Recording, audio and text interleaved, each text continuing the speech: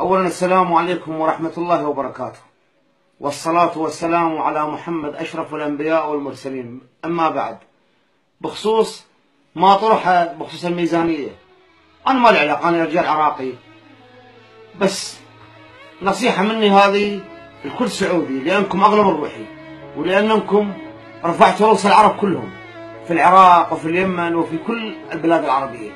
أنتم وقفتم وقفة ظلم وأسود ضد إيران وضد أذناب إيران. فأقول لكم شيء واحد، ميزانيتكم الحقيقية في السعودية هي حبكم الخادم الحرمين الشريفين الملك سلمان بن عبد العزيز ملك الحزم صاحب المواقف المشرفة، وميزانيتكم الحقيقية الشامخة هو حبكم لحكومتكم، للملك سلمان ولسمو الأمير محمد بن نايف ولسمو الأمير محمد بن سلمان الحكيم الذي أبهر العالم.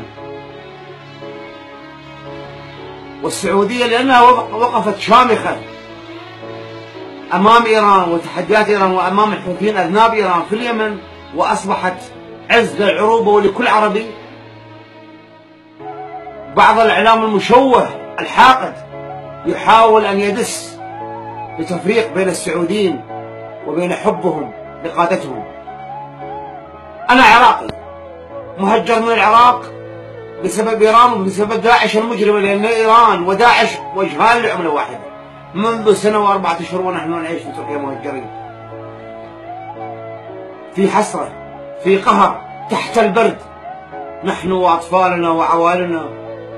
ولكن عندما نرى الجيش السعودي واقف ضد الحوثيين أذناب إيران وأمام إيران،